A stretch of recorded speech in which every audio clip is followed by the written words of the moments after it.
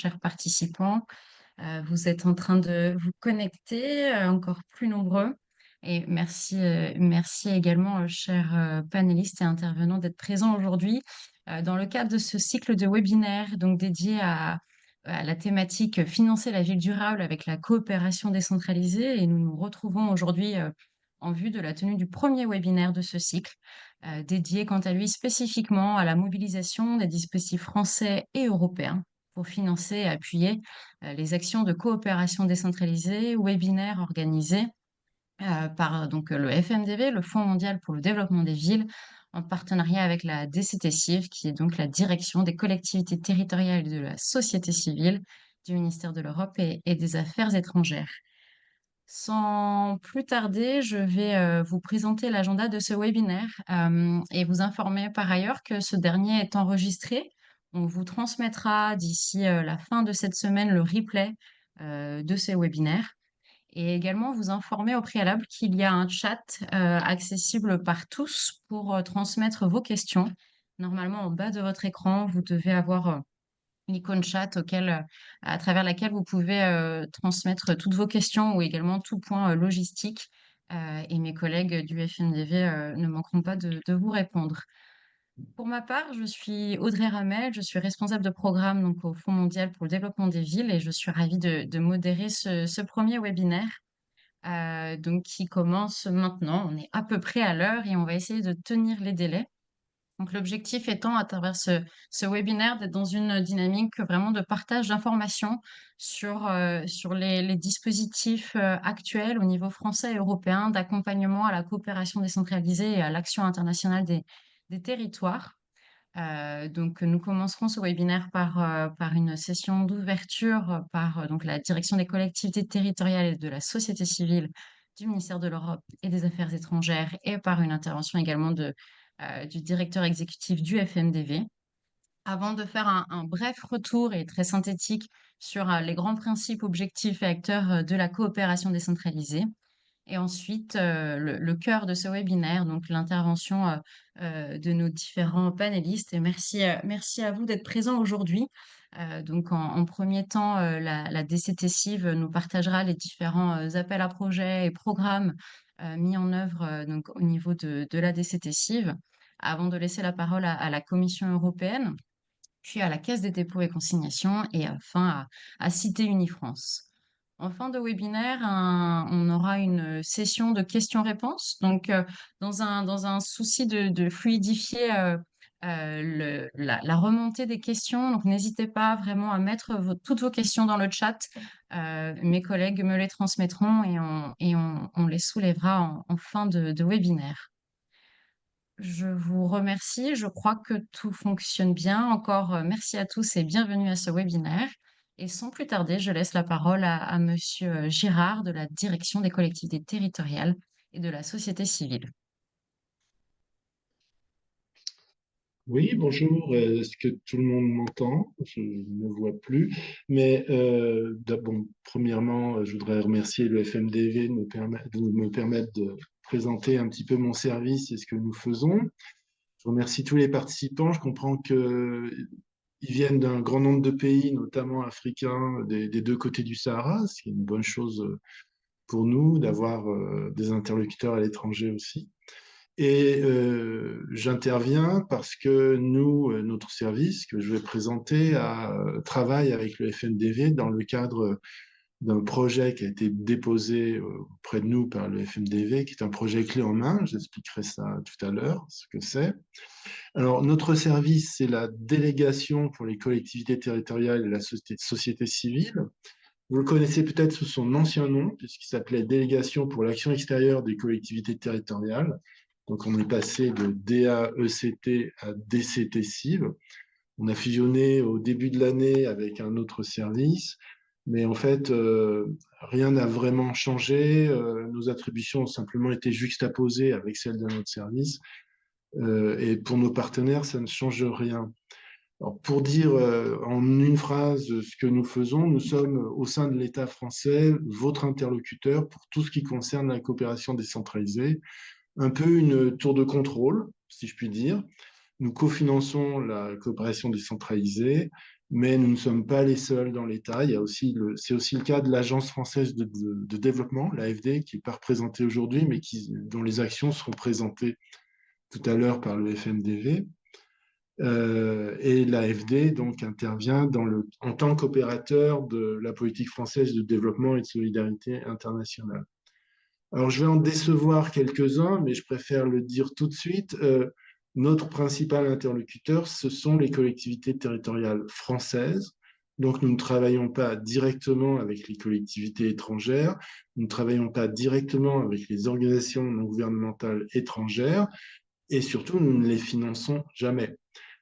Néanmoins, on est dans une logique partenariale, donc le fait de cofinancer les initiatives de collectivités territoriales françaises, ça concerne forcément les partenaires étrangers et je pense que ce webinaire leur sera utile, en tout cas, je l'espère. On va avoir dans un instant des présentations détaillées de tous les partenaires. L'État est souvent derrière la plupart des partenaires, plus ou moins directement. Bon, la DCT-CIV directement, l'AFD que j'ai mentionné tout à l'heure, qui est un établissement public et une banque de développement, la Caisse des dépôts, qui est une institution financière publique, l'IMF dont on va parler, subventionné par le ministère de l'Europe et des Affaires étrangères, Cité Unifrance aussi, on va présenter aussi. Le point important, c'est que tous les acteurs de la coopération décentralisée, en fait, concourent à élargir et à enrichir la palette de l'action internationale, loin de l'époque où celle-ci était l'apanage des seuls États ou des organisations intergouvernementales. Je vous remercie. Merci beaucoup pour vos propos introductifs, Monsieur Gérard, et merci aussi pour le rappel de l'écosystème français d'appui à la coopération décentralisée. Sans plus tarder, je laisse la parole à Monsieur Carlos de Freitas, directeur exécutif du Fonds mondial pour le développement des villes. Merci beaucoup, Audrey. Bonjour à toutes et à tous. Je vais faire court. Je crois que la dynamique dans laquelle on a souhaité rentrer avec la DCT-CIV à travers ce programme et ces webinaires, c'était essentiellement de travailler sur la question du financement des coopérations décentralisées. Euh, Effectivement, du côté des bailleurs qui appuient les collectivités à leur niveau, au niveau national ou régional, comme l'Union européenne, mais aussi à faciliter le dialogue et la compréhension de l'environnement dans lequel on se trouve aujourd'hui, avec notamment les différents financeurs dans les régions, et notamment la Banque africaine de développement ou des banques sous-régionales comme la BOAD et autres, qui aujourd'hui de plus en plus s'intéressent à la qualité de la coopération décentralisée, à ce que ça apporte au renforcement de la qualité des rendus des différents programmes de développement et de coopération, et qui souhaitent aujourd'hui engager un dialogue plus sérieux sur ces questions-là.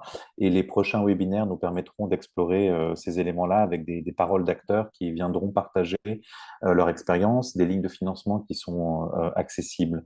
Rappelez juste que dans nos temps aujourd'hui de débat international, et c'est important de le rappeler, la diplomatie des villes est de plus en plus importante pour pacifier les débats, pour continuer à appuyer le multilatéralisme face à ce que le secrétaire général des Nations Unies appelle les polycrises auxquelles nous sommes exposés, que les collectivités, du fait de la décentralisation, qui est un mouvement international, même s'il est inégal dans la plupart des pays, et notamment en Afrique, cette décentralisation est en marche et que donc une bonne partie des services publics de proximité sont mis en œuvre par les villes et les régions, et que cela, d'une certaine façon, oblige les acteurs du développement à se repositionner, à créer une architecture du financement, de l'appui à ces acteurs clés de la coopération, et que face aux nouveaux blocs géopolitiques auxquels on est confronté, aux tensions qui se multiplient,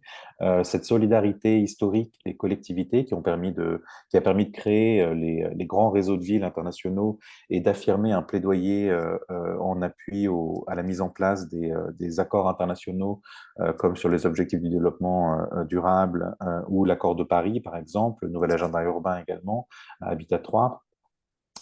cette solidarité, cette coopération, ce travail des collectivités, cette diplomatie, comme on l'appelle, des villes et des régions, est d'autant plus importante aujourd'hui, alors que les États centraux sont de plus en plus endettés. On a besoin donc aujourd'hui de travailler ensemble à constituer cette démarche d'intelligence collective à travers la coopération, et on espère que à travers l'animation de cette communauté de pratique et les différentes questions que vous aurez, ou même commentaires ou partage d'expériences dans le chat, et à travers les prochains webinaires, on aura des éléments aussi de prospective à proposer aux partenaires avec lesquels qu'on va inviter à venir nous rejoindre dans la discussion. Voilà, essentiellement, n'hésitez pas vraiment à contribuer dans le chat et puis à nous revenir par mail dans la suite si vous avez des questions ou des éléments de proposition aussi sur les tendances dans vos pays qui permettent de créer peut-être une envie de coopération et de partage que nous pourrons communiquer aux collectivités françaises, mais aussi plus largement européennes à travers les réseaux. Voilà, bienvenue à toutes et à tous et à très vite. Merci beaucoup, Carlos. Et effectivement, merci pour ce rappel de l'importance de la diplomatie des villes et de la solidarité entre les villes, notamment également pour appuyer la délivrance des services publics locaux. Je vois que vous êtes plus nombreux, donc juste pour rappel, merci à tous d'être présents. Le webinaire est enregistré et donc le lien du replay vous sera partagé d'ici la fin de cette semaine. Et vous avez accès à un chat en bas de votre écran pour transmettre tout commentaire, toute question que nous pourrons soulever en fin de webinaire.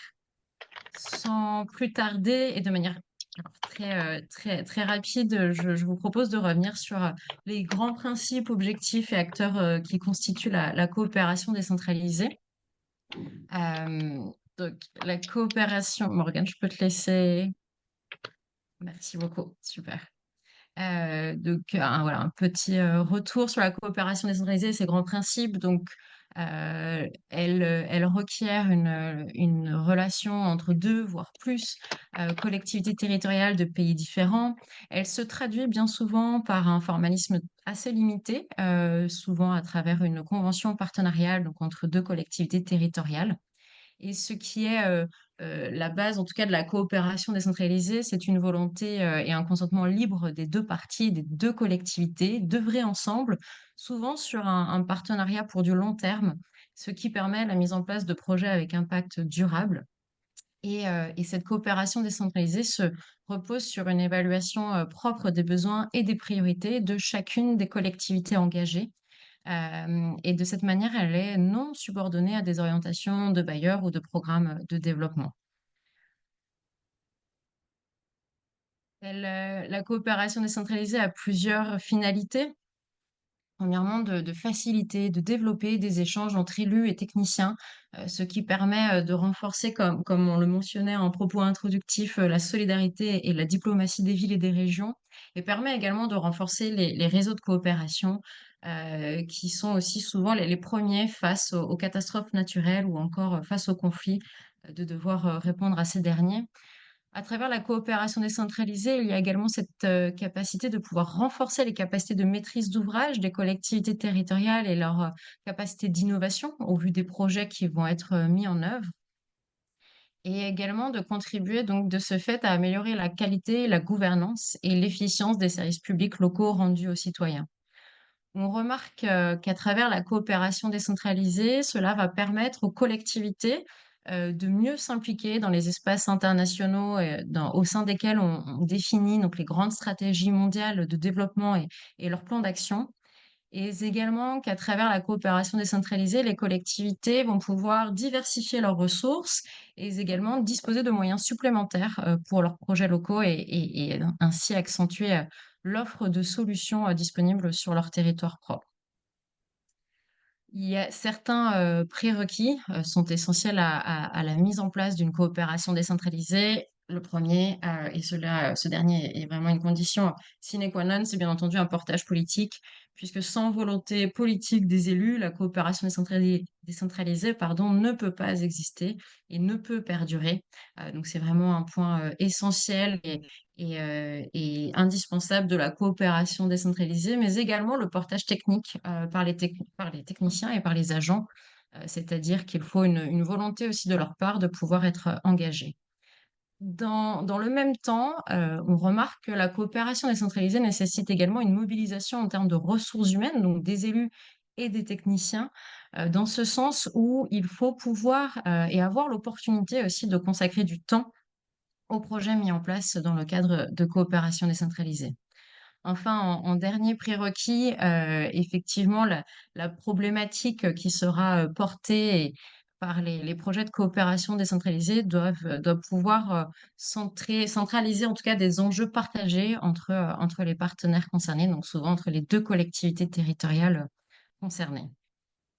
Au-delà des prérequis et de ces grands principes de la coopération décentralisée, il est vraiment intéressant de constater, et vous l'avez déjà mentionné en propos introductif, la diversité des acteurs impliqués dans ce domaine de la coopération décentralisée. Bien entendu, les collectivités territoriales sans lesquelles la coopération décentralisée n'existerait pas, mais également l'implication des communautés locales, du secteur associatif ou encore de la diaspora.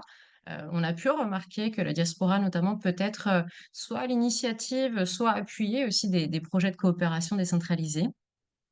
Le secteur universitaire, la formation et la recherche sont également, des secteurs, impliqués dans les projets de coopération décentralisée, notamment pour faciliter et valoriser des échanges d'expériences, des échanges entre pairs.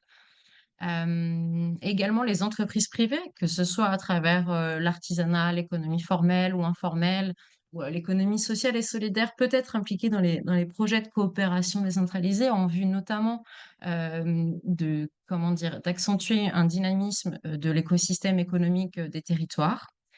Les agences d'exécution, on pense notamment aux agences de l'eau, sont également très impliqués dans ce souci de pouvoir vraiment échanger notamment sur les leçons tirées d'expériences, précédentes, de mise en œuvre de techniques très spécifiques. Et donc dans le même sens, les syndicats d'intercommunalité ou encore les services techniques et déconcentrés peuvent être impliqués. Et enfin, et merci beaucoup aux acteurs qui peuvent être présents aujourd'hui et qui ont pu se libérer. Et donc, en effet, les acteurs bilatéraux et multilatéraux, notamment, sont très importants dans l'écosystème de la coopération décentralisée au vu de leurs appuis pour les actions de COPDESC. Donc, de manière non exhaustive, on peut citer effectivement donc, la DCT-CIV, l'AFD, l'Union européenne, les Nations unies, etc. Un bref rappel, de l'émergence et de l'évolution de la coopération décentralisée en France et dans l'Union européenne. Côté français, la coopération décentralisée a émergé plutôt dans les fins des années 90, début des années 2000, avec notamment, une loi fondamentale qui est la loi Thiollière, qui a permis de reconnaître une compétence de principe aux collectivités territoriales pour intervenir, donc dans le domaine de la coopération sous réserve du respect des engagements internationaux de la France et des compétences régaliennes de l'État. Il est intéressant de constater que cette loi a été complétée par une loi, la loi Oudin-Santini, qui en fait permet aux collectivités territoriales françaises d'allouer 1% des ressources qui sont affectées à l'eau, à l'assainissement et depuis moins longtemps à l'énergie, à la gestion des déchets, à des actions de coopération décentralisée. Donc on voit qu'il y a, cette dynamique pour, accentuer en tout cas les capacités d'action en termes de coopération décentralisée. Comme vous le mentionniez tout à l'heure, monsieur Girard, donc la délégation des collectivités territoriales et de la société civile est l'interlocuteur français, en termes de coopération décentralisée et donc vous nous le préciserez, de suite après, donc les dispositifs qui sont appuyés par la DCT-CIV s'adressent effectivement donc à des projets mis en œuvre par les collectivités territoriales françaises ou par des associations regroupant des collectivités territoriales françaises en coopération avec des collectivités partenaires étrangères. Et donc les décisions pardon, pour l'appui à ces projets se fait vraiment de manière projet par projet, dans le respect des engagements de la politique étrangère et de la politique de coopération pour le développement de la France. Enfin, et je laisserai Monsieur Gérard nous en parler davantage, mais l'Union européenne a également investi le champ de l'action internationale des collectivités territoriales en renforçant donc les autorités locales dans ce domaine, notamment au vu de leur rôle important en tant qu'acteurs du changement et au vu de leur proximité avec les populations, leurs besoins et la délivrance des services publics de proximité. On peut ainsi voir de manière générale que la coopération décentralisée constitue le socle du dialogue, de la solidarité et du plaidoyer international des grands réseaux de villes et de régions. On peut citer notamment CGLU, citer gouvernements locaux unis. Et on constate également que la coopération décentralisée vient en renforcement du dialogue et de la coopération entre les associations nationales de maires et de gouverneurs, mais également entre les associations de collectivités entre elles-mêmes. C'était un bref détour par les grands principes et prérequis et finalités de la coopération décentralisée. Et sans plus tarder, on va rentrer dans le cœur de ce webinaire qui vise donc à permettre aux intervenants de présenter les différents dispositifs ou accompagnements en termes de coopération décentralisée. Et pour commencer, j'invite Monsieur Claude Girard, donc chargé de mission pour l'action extérieure des collectivités, pardon, territoriales de la délégation des collectivités territoriales et de la société civile, à prendre la parole. Merci beaucoup.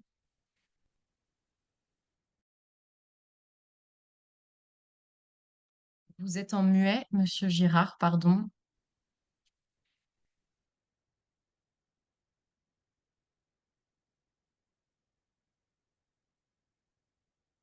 On ne vous entend pas. Oui, je pense que c'est bon. Voilà, j'ai remis le micro, excusez-moi. Parfait, merci. Je voulais peut-être commencer par donner quelques ordres de grandeur sur l'action extérieure des collectivités territoriales françaises, qu'on va définir de manière large par toutes les actions menées à l'international par les collectivités françaises. Ça va inclure, par exemple, les jumelages. Ça concerne à peu près 4800 collectivités, sachant qu'en France, on a déjà, rien que les communes, on en a plus de 35 000, qui sont donc en lien avec des collectivités territoriales étrangères, qui sont en gros 3000, retenez le chiffre de 3000, et on en a dans 140 pays, donc ça couvre, c'est quasiment universel. Si on inclut également donc jumelage et partenariat, le premier partenaire c'est l'Allemagne. Ça c'est pas étonnant parce que on a une tradition de jumelage franco-allemand qui est très ancienne maintenant, qui remonte à l'après Deuxième Guerre mondiale, à la réconciliation avec l'Allemagne. Mais après, on a des pays africains, et là, on est plus dans des outils coopération, mais on a aussi, l'un n'exclut pas l'autre, on a aussi des jumelages. On a le Sénégal, on a longtemps eu le Burkina Faso, ça s'est tari depuis un an ou deux. On a Madagascar, on a des pays comme ça. Et puis, une bonne partie de cette action est éligible à l'aide publique au développement. Et ça concerne actuellement à peu près, d'après nos recensements, 170 millions d'euros. Ça inclut l'aide aux réfugiés, donc ça concerne par exemple actuellement les réfugiés ukrainiens.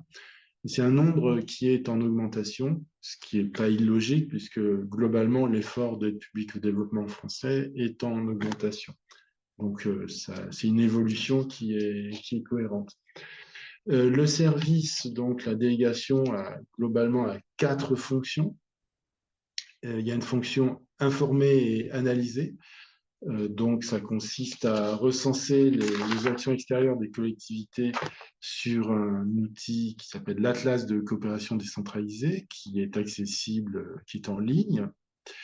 Ça consiste à collecter l'aide publique au développement des collectivités territoriales françaises. Et ça consiste à communiquer sur la coopération décentralisée et son actualité. Il y a une deuxième fonction qui est de dialoguer. Et pour ça, nous avons une instance dont nous assurons le secrétariat général, une instance qui est prévue par la loi, la Commission nationale de la coopération décentralisée, donc qui est l'instance de dialogue entre l'État, les associations de collectivités françaises, les organisations non gouvernementales. Et je dirais, c'est une courroie de transmission dans tous les sens. L'État partage son analyse de la situation dans le monde, sur certains théâtres. Les collectivités font part de leurs préoccupations et on essaye d'ajuster les visions des uns et des autres et de définir quelques axes pratiques, stratégiques pour continuer à aller de l'avant. Il y a une autre fonction qui est la promotion ou plaidoyer, comme vous avez utilisé le mot plaidoyer, donc promouvoir la coopération décentralisée et l'expertise des collectivités à l'international. Et puis, il y a une fonction d'accompagnement. On accompagne les collectivités territoriales françaises et leurs partenaires dans leurs projets. Nous donnons des conseils, nous faisons beaucoup de cofinancement, de la mise en réseau, etc. Alors, je m'attarde un peu sur ce que j'ai appelé tout à l'heure l'Atlas de la coopération décentralisée. Le site, c'est cncd.fr, donc CNCD comme Commission nationale de la coopération décentralisée. Et c'est un outil partagé, donc qui est accessible en fait de n'importe quel point du globe. Il suffit de s'inscrire et c'est gratuit. Ça sert à identifier les collectivités territoriales françaises et étrangères actives à l'international, à connaître la nature des projets menés par les collectivités, à trouver des partenaires de coopération décentralisée grâce à un outil qui s'appelle Bourse Partenariat, à obtenir des contacts de personnes chargées des relations internationales dans une collectivité donnée, si vous cherchez des interlocuteurs. Et ça permet aussi de réaliser des cartographies, des statistiques nationales. Donc c'est un guide pour l'action, c'est un endroit où le maximum d'informations est centralisé. C'est un guide pour l'action pour nous, État, mais c'est aussi un guide pour vous qui êtes intéressés à la coopération, pour savoir, par exemple, que si vous souhaitez travailler dans telle région du monde, eh bien, il y a déjà telle et telle collectivité qui sont présentes, elles font telle et telle chose, donc vous auriez peut-être intérêt à faire autre chose, ou aller 20 km à côté où il n'y a rien. Donc, toutes sortes, c'est un outil d'aide à la décision et c'est fondamental. C'est un outil qui est en cours d'amélioration actuellement parce qu'on s'est aperçu qu'il y avait un certain nombre de gaps techniques. Donc, on est dans une phase un peu délicate de remise à plat, mais néanmoins, ça reste un outil fondamental. Nous, donc, déclarons l'aide publique nous recensons les déclarations d'aide publique au développement, comme je le disais, c'est-à-dire que toutes les collectivités françaises sont tenues par la loi de déclarer leur aide. Elles ne le font pas toujours, donc il faut les rappeler à l'ordre, si je puis dire, et essayer de colliger le maximum de données, sachant qu'on est toujours un peu en dessous. Je vais peut-être aller un peu vite sur d'autres aspects. J'ai parlé de la promotion. Nous éditons des documents. Il y a un guide juridique qui date déjà d'un certain nombre d'années, mais qui est 2019, mais qui reste totalement pertinent. On a des guides opérationnels. Si vous passez dans nos bureaux à Paris, vous pouvez ramasser de la documentation papier, mais sinon, l'essentiel est en ligne aussi, donc vous pouvez les télécharger sur le site du ministère des Affaires étrangères. On a également dans la promotion un outil qui s'appelle Expect, Expect pour CT, pour collectivité territoriale, qui nous sert à labelliser l'expertise des collectivités françaises à l'étranger et donc à financer par exemple des missions.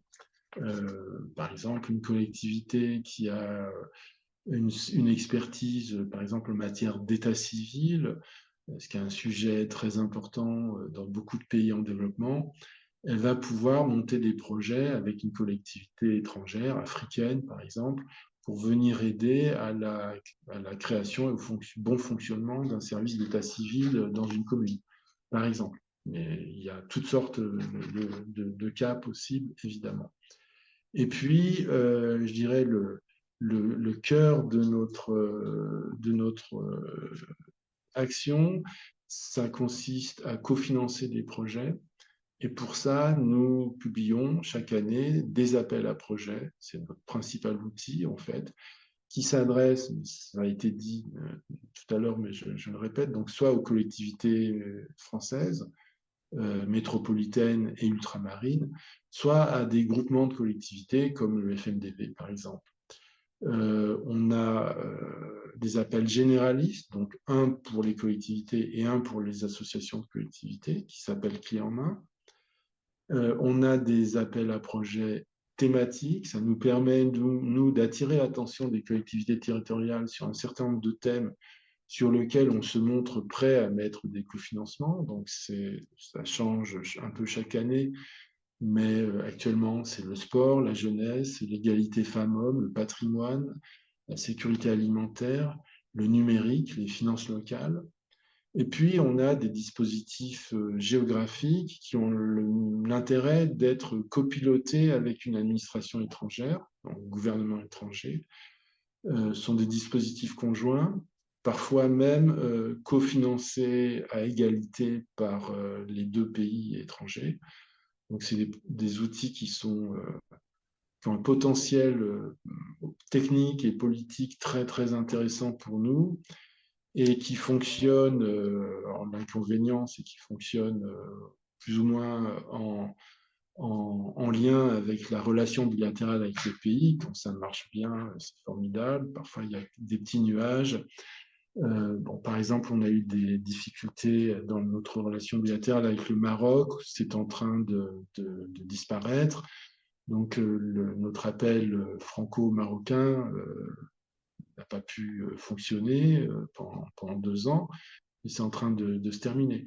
Dans d'autres cas, on a avec les territoires palestiniens, comprenez bien que la situation de guerre des territoires palestiniens fait que ça devient compliqué pour nos interlocuteurs de donner de la priorité à la coopération décentralisée. Ils ont d'autres urgences.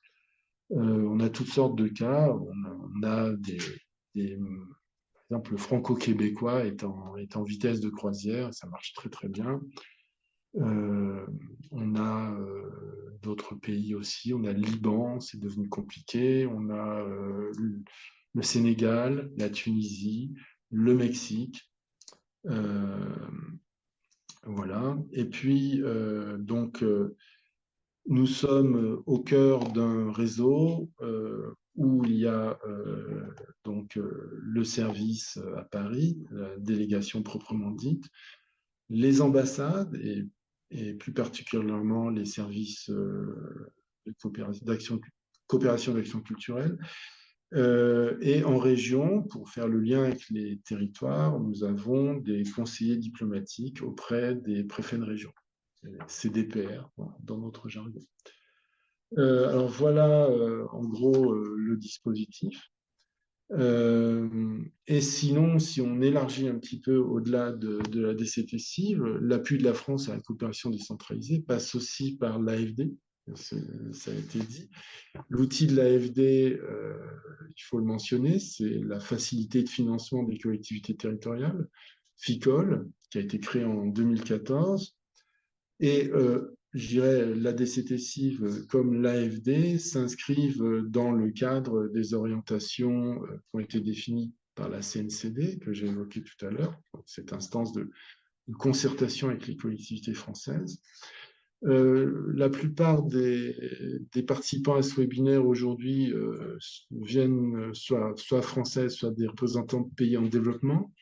Donc, pour la coopération avec les pays en développement, le cadre, c'est aussi les orientations de notre politique de coopération.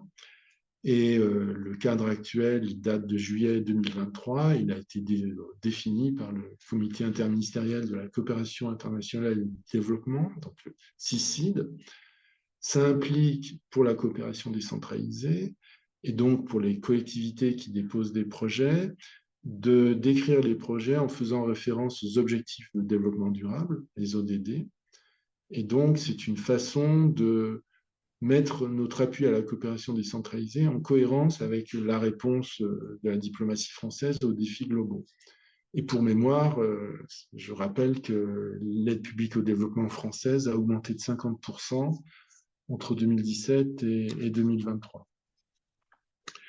Euh, alors, plus spécifiquement, puisque beaucoup des gens qui m'écoutent là, je crois, sont originaires d'Afrique subsaharienne, il peut y avoir un cadre qui est défini pour un pays ou pour une région. Donc, par exemple, le nouveau partenariat Afrique-France. Donc, on essaie d'être en cohérence avec les principes qui ont été définis dans ce type de cadre.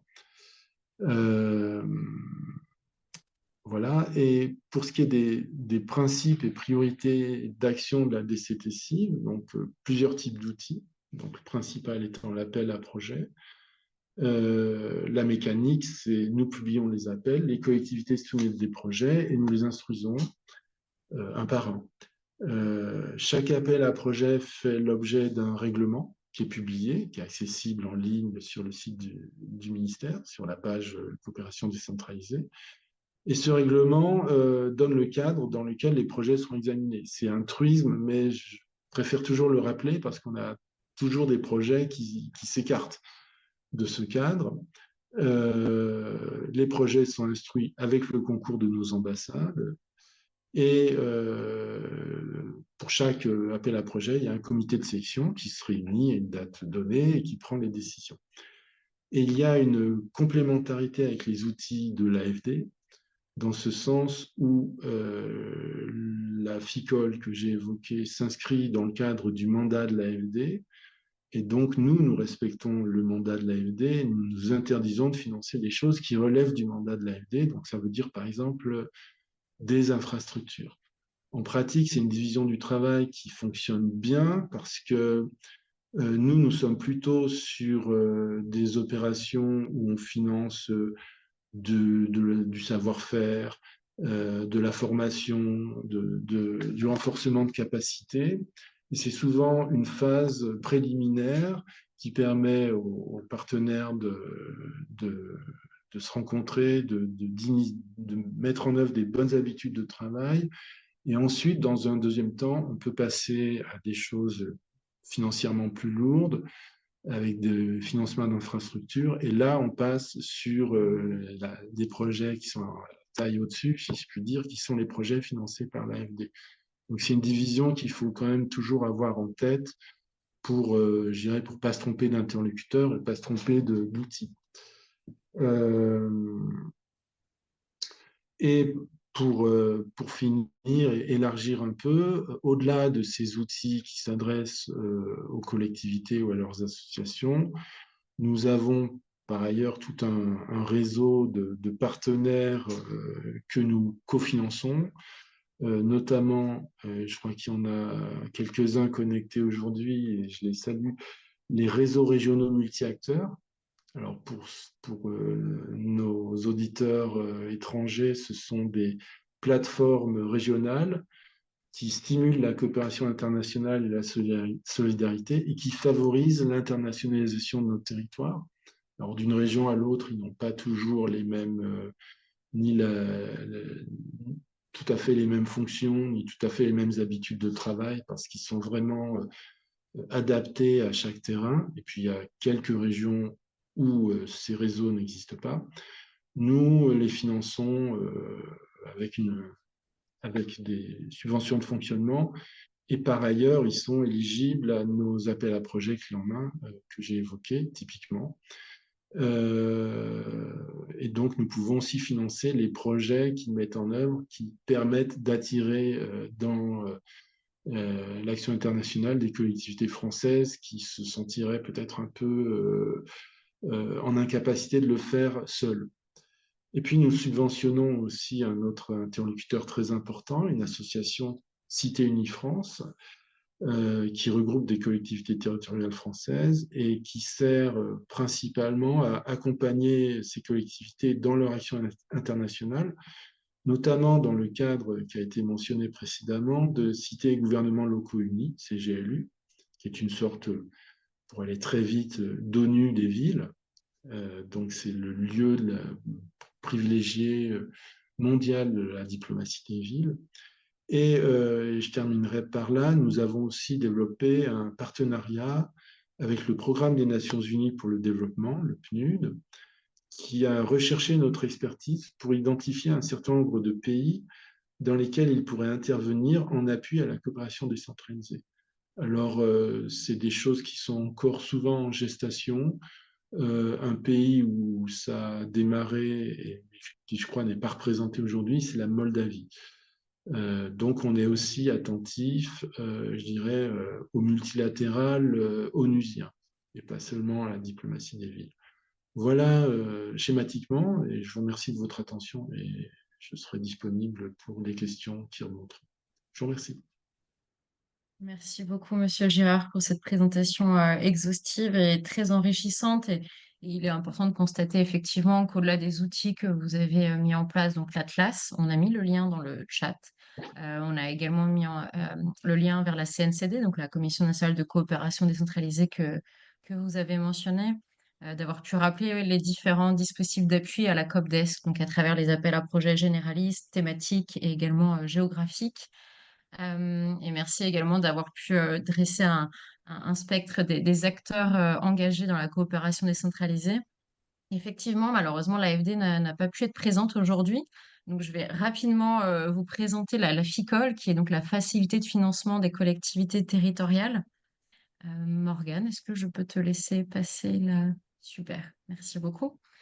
Donc, la facilité de financement des collectivités territoriales, connue donc, sous la terminologie FICOL de l'Agence française de développement, donc de l'AFD, s'adresse aux collectivités territoriales françaises qui agissent donc dans le cadre d'un partenariat de coopération décentralisée avec des gouvernements locaux et régionaux étrangers et ou leur écosystème. Et elle vise à appuyer donc des projets portant sur des sujets de développement commun. Ce peut être la santé, l'éducation, la formation ou encore la lutte contre le changement climatique et qui soient bien entendu en ligne et dans l'esprit des ODD, donc des objectifs de développement durable. Les projets appuyés doivent être cohérents, et vous le mentionnez, Monsieur Girard, avec les orientations générales de l'AFD et également avec les stratégies sectorielles et géographiques. Un point important, les projets souvent ont une durée limitée, en tout cas à 3 ans, et doivent être cofinancés. Il y a un tableau sur la slide d'après pour vous donner une visibilité peut-être des différents types de projets appuyés. Donc, vous pouvez ainsi voir que les projets appuyés par la FICOL sont soit vraiment dédiés à de la préparation de projets, à des échanges d'expériences, échanges entre pairs, ou encore à de l'appui à la construction de politiques publiques. Dans ce cadre-là, la fourchette de financement est entre 200 000 et 1,5 million d'euros, et le cofinancement de l'AFD est à hauteur de 70%. Dans un autre axe, certains projets appuyés, eux, sont destinés vraiment à de l'appui à de l'investissement ou encore à de l'assistance à maîtrise d'ouvrage. Et dans ce cadre, la fourchette de financement est davantage entre 200 000 et 2 millions d'euros, sauf exception pour les zones rouges où le plafond est donc à 1,5 million. Et pour ces derniers, le cofinancement de l'AFD s'élève à 80% maximum du montant total du projet. Toutes les informations concernant la FICOL sont en ligne. Encore une fois, on vous transmettra le webinaire en replay et également la présentation par mail d'ici la fin de cette semaine, et on peut vous remettre les liens dans le chat. À savoir que la FICOL, il y a des critères d'exclusion dont le classement est fait par l'AFD au moment de la présélection, qui sont liés aux risques sociaux et environnementaux. Donc voilà pour compléter vos propos, Monsieur Girard. Et merci encore. Et sans plus tarder, je vous propose cette fois de passer au niveau de l'Union européenne et de vous laisser Monsieur Nicolas Gérard, donc chargé de mission à la Direction générale des partenariats internationaux à la Commission européenne, nous présenter dans quel cadre justement l'appui aux autorités locales et à la coopération décentralisée est effectué au niveau de la politique européenne de développement. Merci beaucoup. Merci beaucoup Audrey et bonjour à tous et à toutes. J'espère que vous m'entendez bien. Voilà, tout d'abord, je voudrais remercier évidemment le FMDB pour avoir invité la Commission européenne à participer à ce webinaire très, très intéressant. Mon nom est Nicolas Gérard, je travaille effectivement comme chargé de mission à la direction générale de la Commission européenne en charge des partenariats internationaux et plus spécifiquement dans l'unité qui est en charge de la société civile, des autorités locales et des fondations. Alors, je vais essayer vraiment de vous donner un aperçu général de la place des autorités locales et de la coopération décentralisée dans la politique européenne de développement. Vous présenter un petit peu le cadre réglementaire, mais aussi les différents instruments, les différents outils qui existent, et aussi peut-être donner quelques pistes de réflexion pour le futur, en tenant compte notamment des nouvelles réalités et des nouvelles priorités politiques globales de l'Union européenne. Donc peut-être pour commencer vraiment très brièvement avec le cadre politique, le cadre réglementaire, juste pour souligner qu'en fait depuis très longtemps, les autorités locales et régionales sont reconnues par l'Union européenne comme des acteurs clés de développement, et ce, je dirais, tant au niveau interne, à l'intérieur de l'Union, mais également dans le cadre de sa politique extérieure et de coopération au développement. Alors je pense que cette reconnaissance la plus complète et la plus explicite de ce rôle est probablement contenue dans cette communication qui est mentionnée là dans le slide, qui a été adoptée en 2013, il y a plus de 10 ans. C'est une communication qui met l'accent notamment sur le fait que les autorités locales sont des acteurs clés pour la définition des politiques de développement et pas seulement des acteurs qui mettent en œuvre des priorités qui ont été définies par d'autres acteurs pour, par exemple, fournir des services publics pour les populations. Donc, vraiment, cette communication reconnaît le rôle politique, je dirais, de gouvernance des autorités locales dans nos pays partenaires et reconnaît qu'ils doivent être appuyés pour participer effectivement au processus de décision, au processus de priorisation et de planification des politiques. Alors, ce rôle clé est également mentionné et explicité dans d'autres textes, dans d'autres documents, mais je ne vais pas trop m'attarder là-dessus.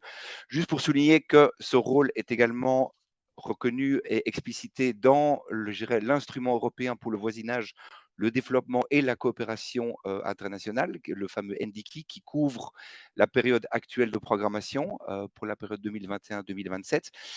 Donc, c'est intéressant de souligner que cet instrument confirme donc l'engagement politique et financier de l'UE vis-à-vis des autorités locales, mais elle fixe également une cible financière indicative de 500 millions d'euros pour appuyer les autorités locales via des programmes de coopération géographique. On peut passer au slide suivant. Merci. Alors, si on fait maintenant un zoom plus spécifique sur la coopération décentralisée européenne, je crois qu'il est intéressant de souligner en particulier ce programme qui s'appelle Partenariat pour des villes durables. C'est un programme assez innovant en fait de coopération décentralisée entre autorités locales européennes et autorités locales des pays partenaires, qui a été lancé en 2018, donc dans le cadre du précédent cadre de programmation, pour un montant global d'environ 165 millions d'euros, avec le but de renforcer la gouvernance urbaine, ainsi que la durabilité sociale, environnementale, économique et la résilience des villes. Alors, dans le cadre de ce programme, il y a 3 appels à propositions qui ont été lancés et qui ont donné lieu à la conclusion de 57 partenariats de ville à ville aux 4 coins du monde, donc en Amérique latine, en Asie, en Afrique, ainsi que dans la zone dite de voisinage de l'Union européenne. Alors, parmi les éléments clés qui font un peu je dirais, la spécificité de ce programme, tout d'abord souligner évidemment la dimension partenariale de ces projets, qui, dans certains cas d'ailleurs, s'inscrivaient vraiment je dirais, dans des relations de très longue durée entre villes européennes et villes de nos pays partenaires, et qui souvent se focalisent, je dirais, sur des échanges entre pairs pour travailler sur des problématiques vraiment très concrètes d'intérêt commun. Donc ça, c'est un premier élément. Un deuxième élément est aussi l'approche, je dirais, participative, multi-acteurs et multisectorielle de ces projets. On peut également souligner une dimension qu'on pourrait qualifier de smart, dans le sens où bon nombre de ces projets incluent dans leurs activités des solutions digitales assez innovantes et ont expérimenté ce genre d'approche. Approche aussi de coopération triangulaire, c'est-à-dire que ce n'est pas seulement des projets qui mettent en réseau des autorités locales européennes et de pays partenaires, mais aussi plusieurs autorités locales de pays partenaires entre elles. Et aussi, en fait, je soulignerais la possibilité que ce programme a apporté à l'Union européenne de rester présente, de rester active et engagée dans des contextes, dans des pays parfois au contexte politique assez difficile. On peut passer. Merci. Alors, qu'en est-il de l'avenir de ce programme? Parce que j'ai expliqué que ce programme a effectivement été lancé dans le cadre du précédent cadre de programmation. Donc, il faut savoir que la plupart de ces 57 partenariats de ville à ville vont se terminer soit cette année en 2024 ou alors au plus tard pour la fin 2025. Alors, dans ce cadre, où on est avec mon unité là en train actuellement d'analyser, je dirais avec l'aide d'une facilité technique de coordination, on est en train d'analyser quel a été un peu l'impact, quels, quels ont été les résultats de développement de ces différents projets. On est en train d'analyser aussi la durabilité un peu de ces projets maintenant qu'ils vont bientôt terminer. Et aussi, on essaie de comprendre un peu mieux plus globalement quelle a été la valeur ajoutée spécifique de cette modalité de coopération décentralisée en tant qu'outil de coopération européenne. Alors, ce travail est toujours en cours. Il devrait être finalisé d'ici la fin août, donc à la fin de l'été ici. Mais juste pour souligner que les observations préliminaires qu'on a déjà pu collecter sont assez encourageantes. Alors, bien évidemment, tous ces 57 projets présentent des caractéristiques différentes en termes de scope, en termes de maturité, en termes aussi de performance. Mais on peut vraiment souligner clairement que bon nombre de ces partenariats ont eu un impact positif, notamment en matière de révision ou d'élaboration de politiques publiques locales pour la gestion urbaine, pour la gestion des villes. Aussi des résultats intéressants en matière d'expérimentation, d'approche participative qui connectent les autorités locales avec toute une série d'autres acteurs, y compris la société civile et les citoyens. Je dirais qu'aussi en matière de renforcement de la résilience et de la gestion d'enjeux environnementaux, on a beaucoup de projets qui ont eu un impact très intéressant, que ce soit en matière de gestion des déchets, en matière de mobilité verte, en matière d'énergie durable, etc.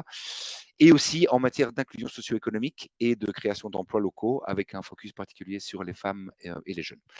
Donc, je dirais globalement un bilan assez positif et on sera ravis, si ça vous intéresse, de partager le rapport finalisé une fois qu'il sera disponible, donc d'ici 2 mois notamment, via ces plateformes. Alors, il faut toutefois souligner qu'il y a un changement fondamental. On peut rester sur le slide précédent. Il y a eu un changement fondamental avec l'adoption du NDICI, donc de l'instrument qui finance actuellement la politique étrangère et de coopération de l'UE.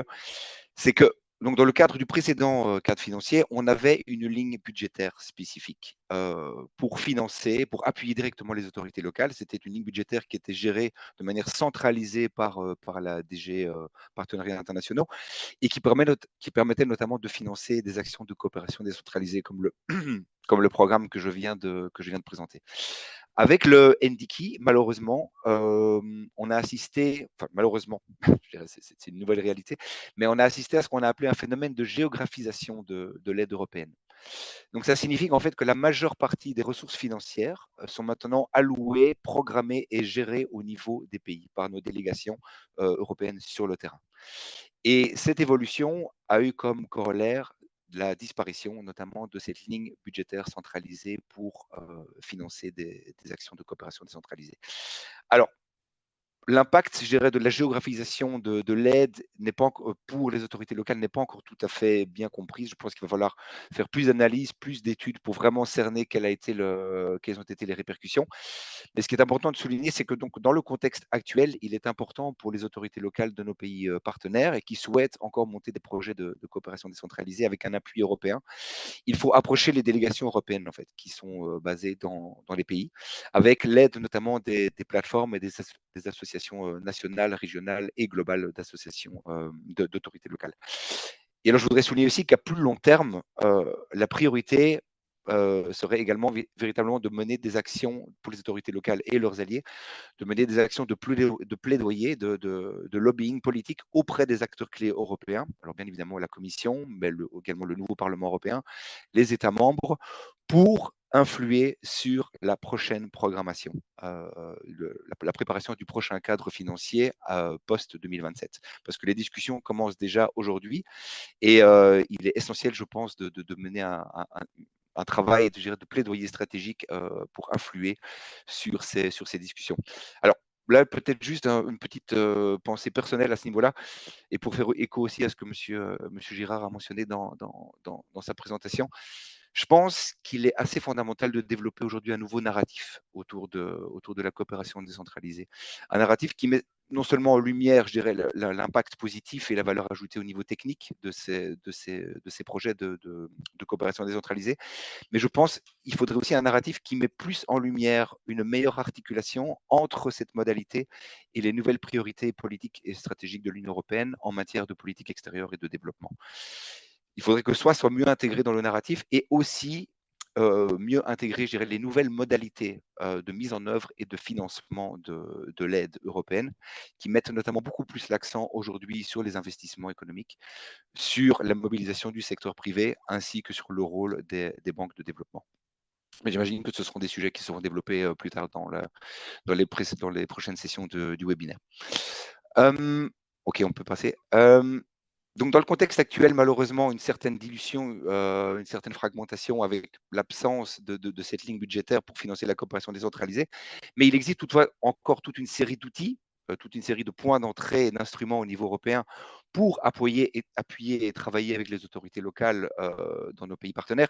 Alors, je ne vais pas rentrer en détail dans tous les instruments parce que ça prendrait trop de temps, mais juste pour brièvement les lister, on a évidemment les programmes classiques de coopération au niveau pays et au niveau régionaux, dans lequel il peut y avoir un mainstreaming, je dirais, une implication des autorités locales à différents degrés, à différents niveaux, parfois même avec des financements directs. Et ça peut être des programmes qui touchent à différents secteurs, que ce soit des secteurs sociaux, que ce soit des secteurs environnementaux, etc. Donc ça, c'est une première possibilité. Je mentionnerai également l'appui budgétaire qui peut être conçu dans des contextes décentralisés, c'est-à-dire que les ressources financières sont à la base, je dirais, transférées au trésor public du pays partenaire, mais il y a un mécanisme de redistribution d'une partie de ces fonds au niveau sous-national, avec généralement des mesures d'accompagnement en matière de dialogue sur les politiques locales, sur la décentralisation, ainsi que des mesures de renforcement de capacité institutionnelle des autorités locales pour pouvoir gérer au mieux ces fonds.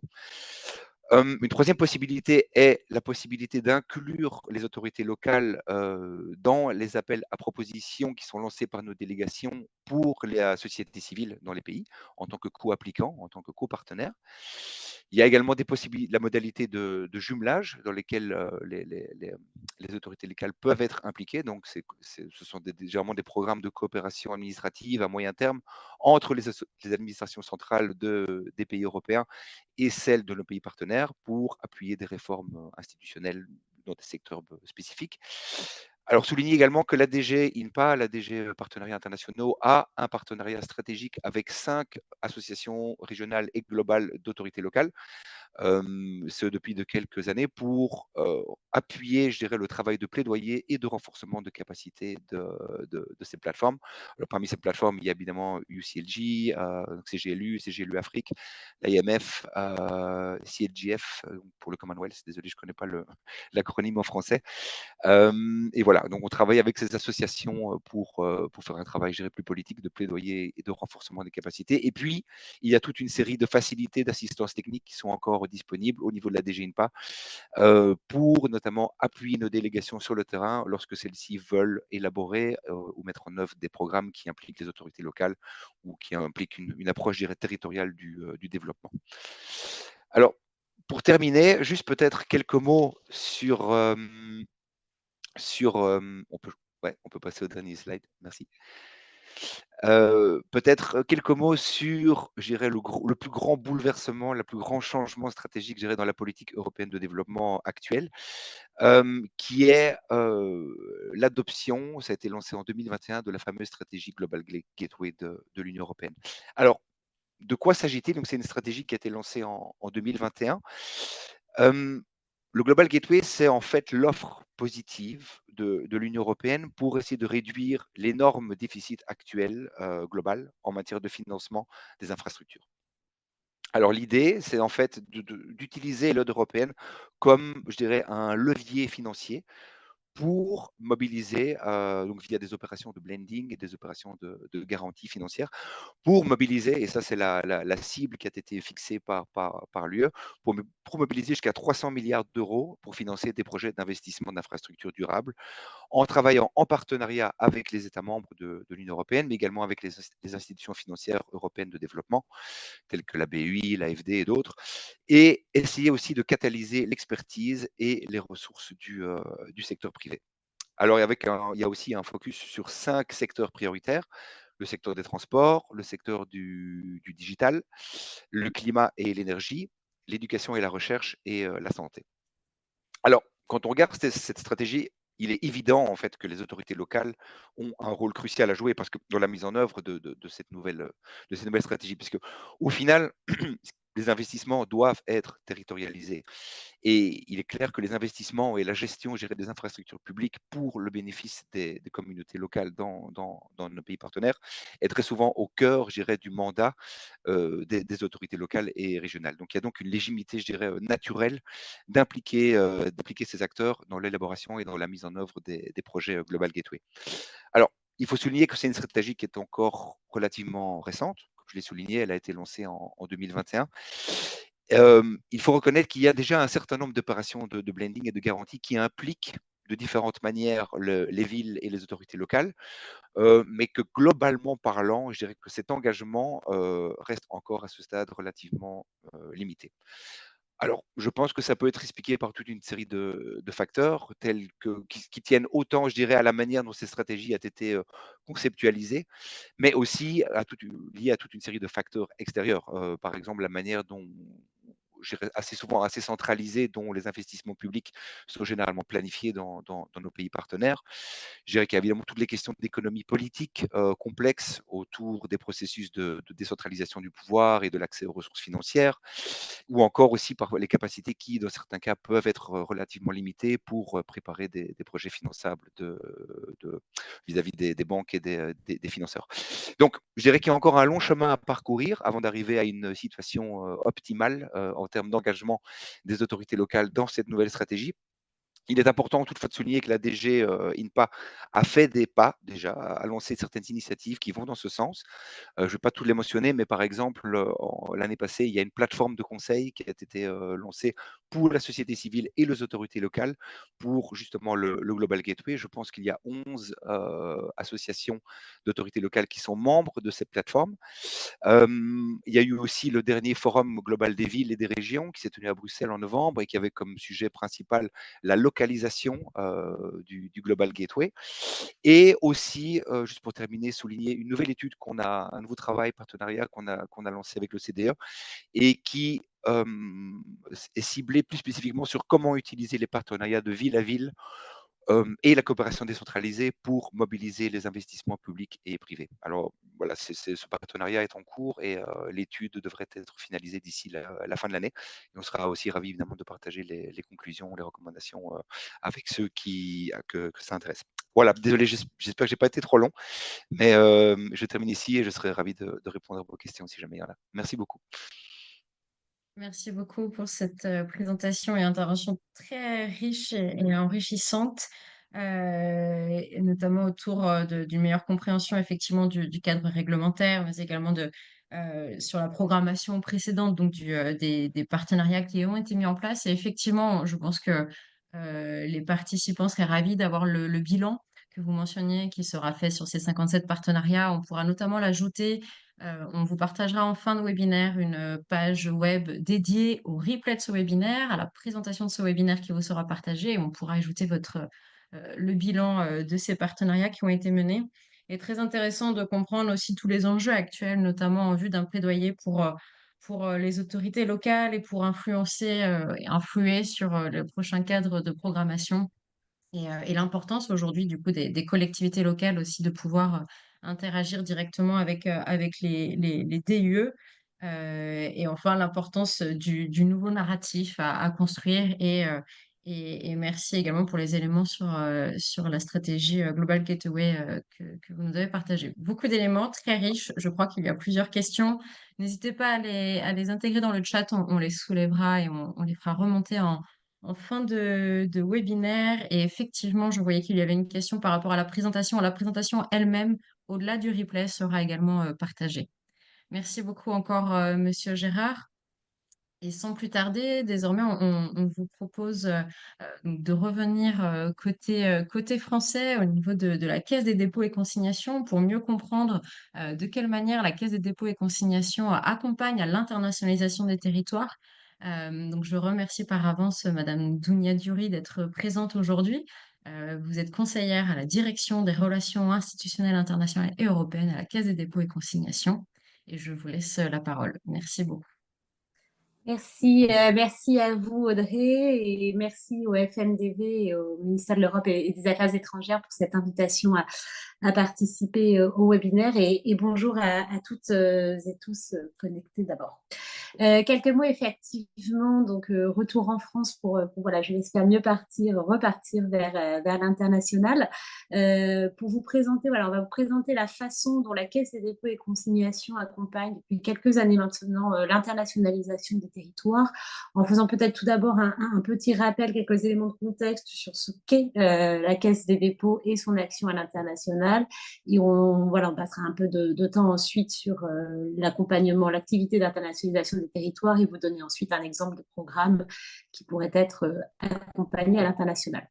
Donc tout d'abord, la Caisse des dépôts, c'est un groupe, c'est-à-dire composé d'un établissement financier public qui est placé sous la surveillance du Parlement, de filiales qui agissent et de participation stratégique qui agissent dans le champ concurrentiel. Nous avons, au terme de la loi, une mission d'accompagnement des politiques publiques conduites par l'État et par les collectivités territoriales. Et on agit au service, toujours au terme de la loi, du développement économique du pays et pour le financement de l'intérêt général. Concrètement, la Caisse des dépôts, c'est un établissement financier qui a donc principalement des activités d'investisseurs et de prêteurs. On précise qu'on est sur le long terme et on n'attend pas une rentabilité peut-être immédiate aux investissements, mais on est ce qu'on appelle un investisseur avisé d'intérêt général. La Caisse des dépôts développe donc des activités pour compte propre et au-delà de ça, elle gère aussi parfois des mandats publics. Elle peut donc intervenir et être opérateur pour le compte de l'État. Et je reparlerai tout à l'heure du programme démonstrateur de la vie durable qui est effectivement opéré par la Caisse des dépôts et sa banque de territoire pour compte de l'État. Et ensuite, c'est donc un établissement public ancien et donc qui a été créé en 1807.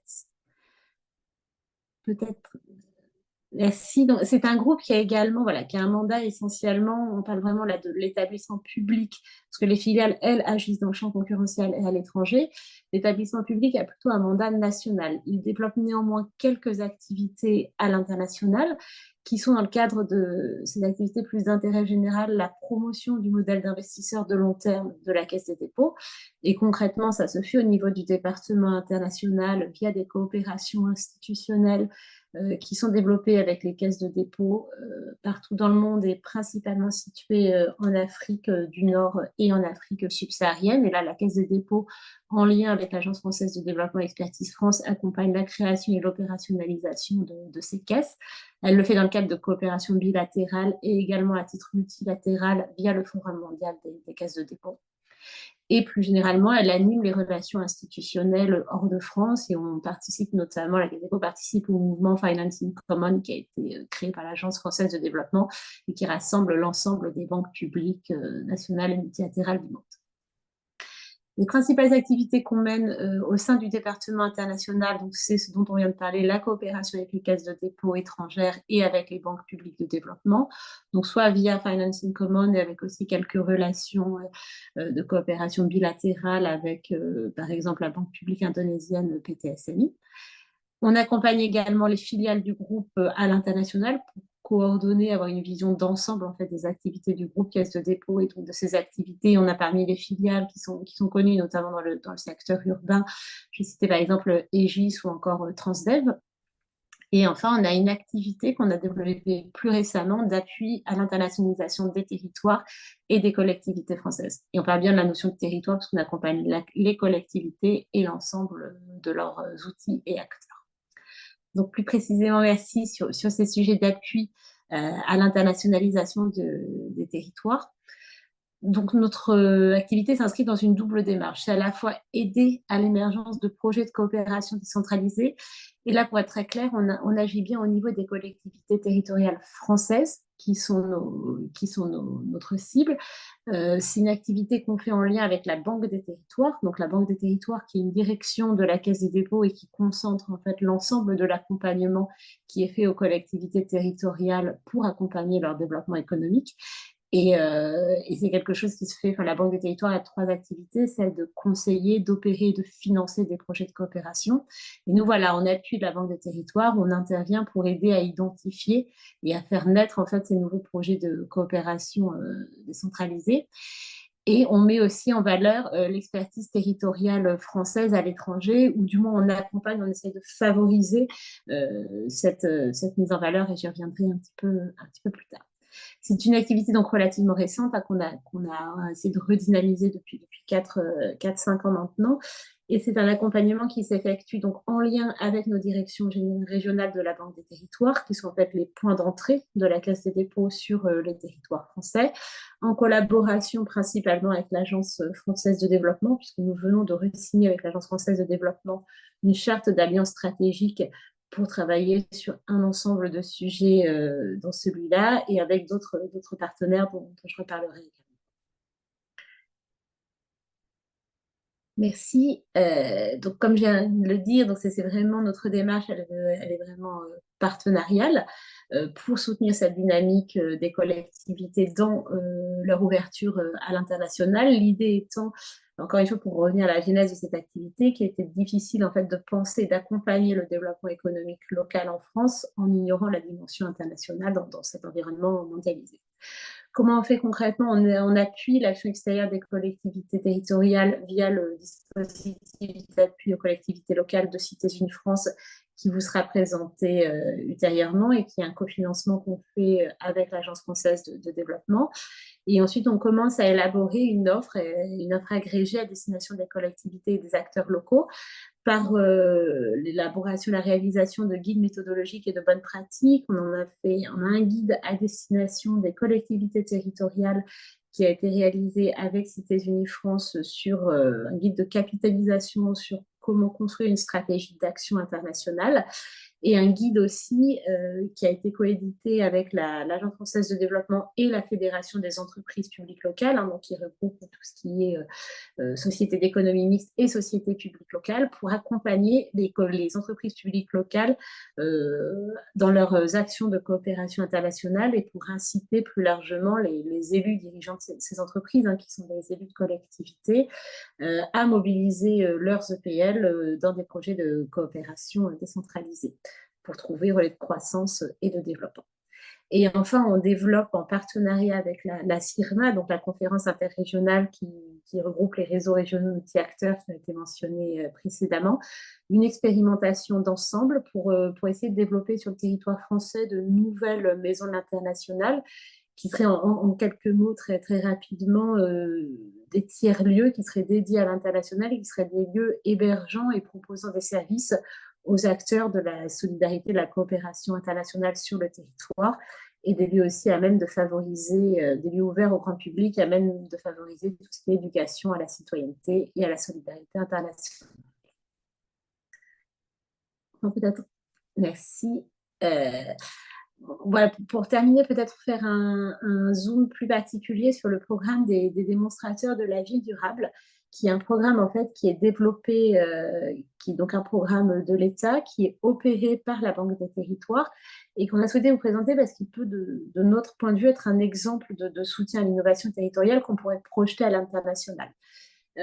Voilà, quelques mots sur ce programme peut-être, et vous dire, voilà, l'idée c'est voilà ce qu'on fait nous, entre guillemets, enfin ce qu'on accompagne sur le territoire français, et si vous intéresse dans vos pays respectifs, qui pourrait être voilà, dans le cadre notamment de coopération décentralisée, faire l'objet d'un projet voilà, financé pour être reproduit ou accompagné ou inspiré à l'étranger.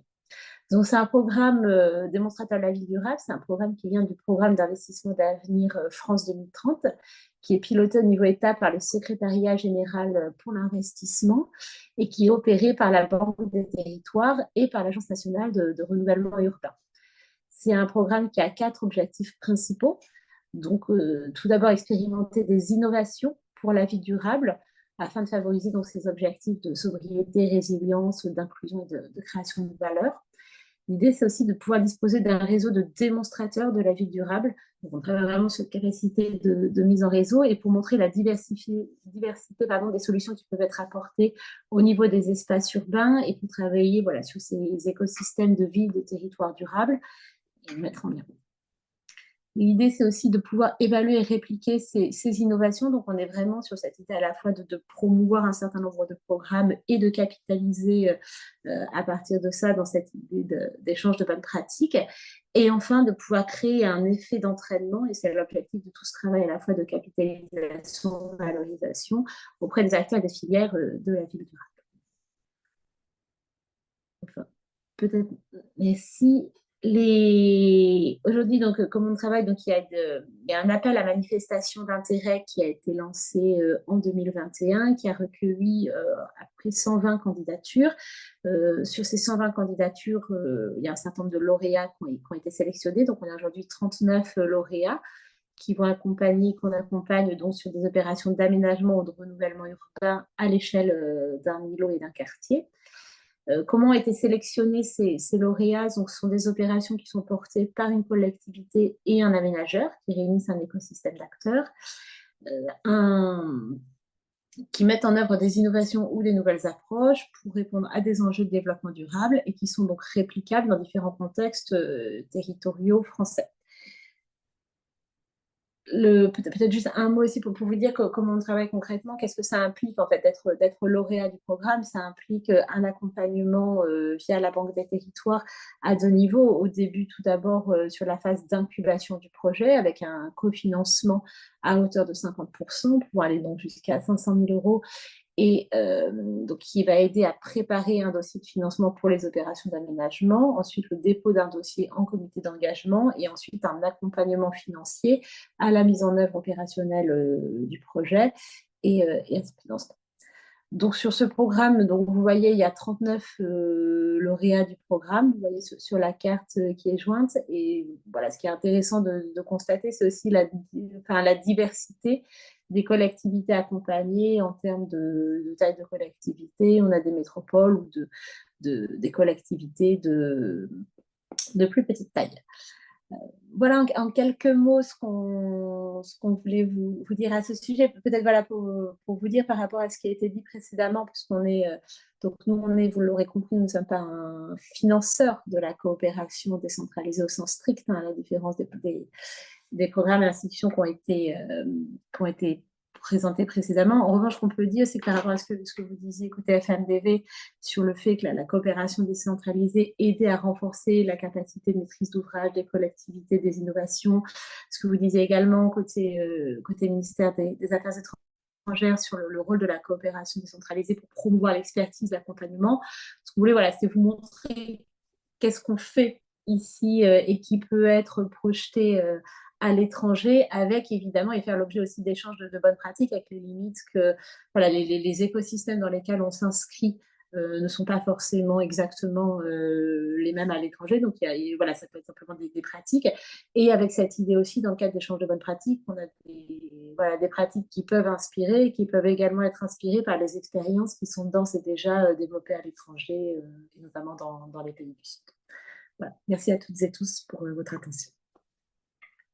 Merci beaucoup, Madame Diori, pour cette intervention très, très intéressante et d'avoir pu effectivement comprendre comment la Caisse des dépôts s'inscrit dans cet écosystème de l'appui à l'action internationale des collectivités territoriales françaises, notamment donc à travers l'aide à l'émergence de projets de coopération décentralisée ou encore à travers la mise en valeur de l'expertise territoriale. Et merci également pour la présentation de ce programme démonstrateur de la ville durable qui effectivement peut être pensé comme aussi voir comment des leçons peuvent être tirées ou des expériences acquises et projetées et partagées par la suite. Merci beaucoup et n'hésitez pas encore une fois à transmettre vos questions dans le chat. On essaiera de les faire remonter au mieux en fin de session. Pour également venir ajouter aux différents acteurs aujourd'hui présents et aux dispositifs d'appui à la coopération décentralisée existants au niveau français. Malheureusement, il s'excuse de ne pas pouvoir être présent. Donc, il s'agit de l'Association internationale des maires francophones, donc l'AIMF, dont on voulait vous partager aujourd'hui l'un des dispositifs qui est mis en œuvre à leur niveau, qui est le fonds de coopération. Donc, le fonds de coopération de l'AIMF est un dispositif qui vise à appuyer la mise en place de programmes de développement urbain dans le cadre de la coopération décentralisée. Donc, c'est-à-dire que ce sont des programmes spécifiquement en appui à la coopération décentralisée francophone. Donc, les villes qui peuvent bénéficier de ce fonds de coopération doivent être membres de l'AIMF. Et les projets qui peuvent bénéficier en tout cas de ce fonds doivent venir améliorer les conditions de vie des populations et le développement socio-économique des territoires. Ce fonds de coopération a un process assez simple, c'est-à-dire que les subventions en fait sont accordées à la suite d'un vote du bureau. Et il y a le bureau se réunit pardon 2 fois par an, je crois au mois de mai et de novembre ou mai et octobre. Donc les collectivités territoriales françaises peuvent soumettre avec leurs partenaires des projets à ces occasions. À savoir qu'il y a des conditions de cofinancement, c'est-à-dire que les collectivités territoriales françaises et leurs partenaires doivent cofinancer le projet à hauteur de 20%. Vous retrouverez tous les détails concernant le fonds de coopération de l'AIMF sur le guide en ligne qui est au lien ici mentionné et qu'on vous partagera. Enfin et pour conclure ce webinaire, je suis ravie de pouvoir laisser la parole à Cité Unifrance et de vous laisser la parole, Monsieur Giudicelli, chargé de mission d'ICOL et suivi thématique climat, pour nous présenter les Cités Unifrance et les dispositifs d'appui à la COPDESC et notamment le DICOL. Merci beaucoup. Merci à vous, merci pour cette introduction et merci au FMDV et à la DCTC d'organiser ce webinaire. Ravi de vous présenter en effet Cités Unifrance et le DICOL. Ravi que ça a été déjà présenté dans l'écosystème de l'appui à l'action internationale et des liens avec la CDC d'ailleurs. Donc, je suis David Pierre Giudicelli, en charge de la coordination du dispositif justement d'école au sein de Cités Unifrance et également de la dynamique climat. Je vais, à travers cette présentation, faire un panorama déjà de ce qu'est Cités Unifrance et ensuite parler du dispositif plus spécifiquement. Alors, Cités Unifrance, c'est donc, comme ça a été dit avant, une association de collectivités qui fait partie de cet écosystème de la ECT. Mais elle a été créée en 1975 par les collectivités elles-mêmes, donc c'est les collectivités de toute forme, de toute échelle qui en sont membres. On est à plus de 200 membres aujourd'hui. Et avec la mission donnée à cette association de vraiment donc de renforcer l'action internationale, de la visibiliser, de la promouvoir en travaillant sur 2 principaux piliers d'action que je vais rapidement vous présenter. Donc vous verrez sur la slide suivante que sur ce premier pilier d'action, on peut déjà aller sur la slide suivante. Merci beaucoup. Ce travail de visibilisation se fait à différentes échelles. Déjà, évidemment, à l'échelle nationale, avec ce lien privilégié avec le ministère de l'Europe et des Affaires étrangères, lien historique, également avec les instances de l'aide publique au développement et de l'appui au développement territorial, que sont l'Agence française de développement et la Caisse des dépôts et de consignation. Évidemment, en travaillant assiégé dans la CNCD, le CNDSI, etc., et aussi avec France Volontaire, d'être en lien avec ces différentes instances de l'action internationale française, ça permet justement d'y intégrer cette vision des collectivités territoriales. Mais à échelon plus élevé, et le CGLU a déjà été mentionné, donc on avait participé d'ailleurs à la création de CGLU à l'époque, et on est en lien avec cité gouvernements locaux unis et également Platforma au niveau européen pour être en lien avec ces structures supranationales et les associations en fait et groupements de collectivités territoriales du monde entier. Pour mettre en visibilité cette action internationale, on travaille aussi sur l'agglomération, on va dire, de l'information à travers la publication de répertoires sur ce que font les collectivités territoriales françaises dans différentes zones géographiques, à travers l'édition de répertoires, et également sur des répertoires plus thématiques. Et vous verrez dans le slide suivant la manière dont on se structure. Donc, À préciser tout de même que Cités Unie France travaille principalement sur l'action internationale hors Europe, puisque la FSRE a été mentionné aussi, ce travail au niveau des coopérations décentralisées européennes et plutôt dans leur giron, on va dire. Et on se structure par contre avec, à l'initiative des membres de Cités Unie France d'ailleurs, en zone géographique. Donc on touche plus d'une vingtaine de zones géographiques aujourd'hui, avec des groupes pays qui sont présidés par des collectivités membres de Cités Unie France. Et on se structure aussi en mission thématique, en dynamique thématique, au nombre de 5 aujourd'hui, avec des axes sur les crises et réhabilitations, le développement économique, le genre, la jeunesse et l'éducation à la citoyenneté et à la solidarité internationale, et enfin la dynamique climat.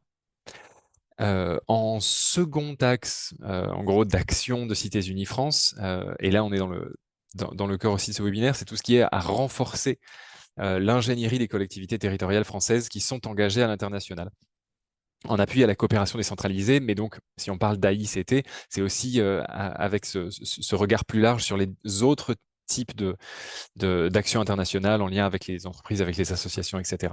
Dans ce cadre-là, on travaille beaucoup à mettre en lien les collectivités territoriales elles-mêmes, à travers des cafés des élus, pour que les élus eux-mêmes et elles-mêmes échangent, à travers les rencontres annuelles qu'on organise pour permettre de faciliter ces échanges justement entre collectivités et autres acteurs de cet écosystème, rencontres qu'on organise tous les ans. On essaie d'aider au décryptage aussi géopolitique, grâce à des chroniques géopolitiques qu'on fait avec une chercheuse de l'IFRI, et enfin des rendez-vous de la diplomatie, qui sont des événements un peu plus haut niveau, en essayant de mettre en lien aussi l'échelon national, des parlementaires parfois, des chercheurs, et évidemment les décideurs politiques d'autorités locales.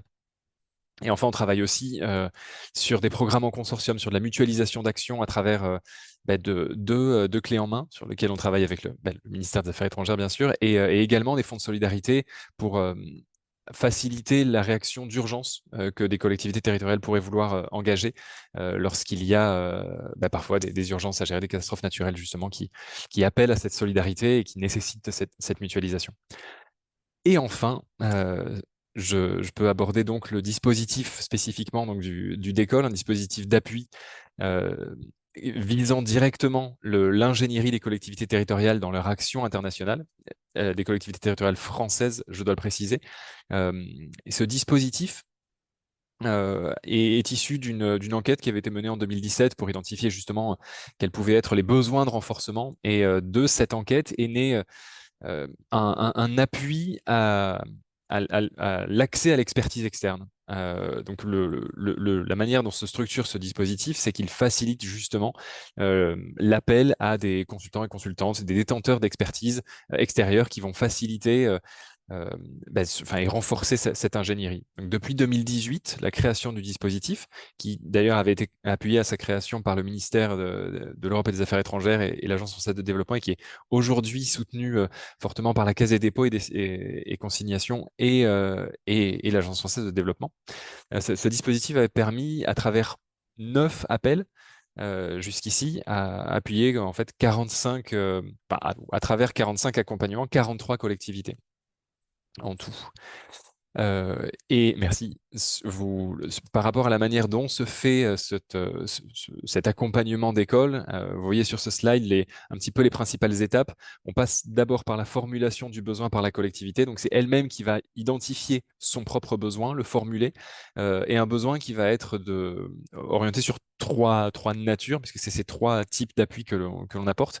Un appui sur les questions de stratégie internationale, de définition ou de redéfinition de diagnostic et d'élaboration parfois de feuilles de route, d'appui au montage de projets à l'international, spécifiquement sur vraiment la structuration d'un projet, l'ingénierie de projet, pour ensuite pouvoir solliciter de différents fonds ou répondre à différents appels à projets.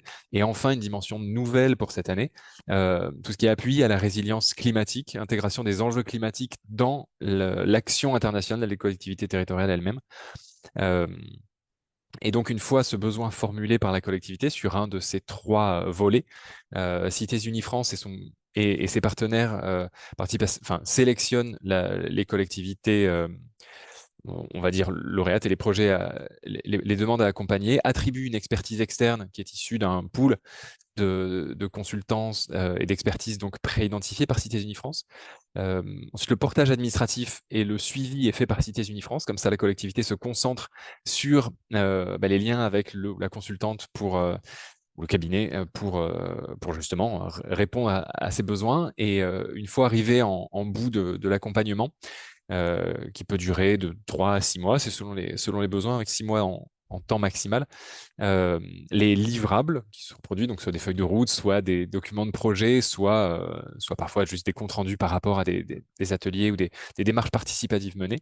Les livrables sont validés par la collectivité elle-même et par Cités Unis France.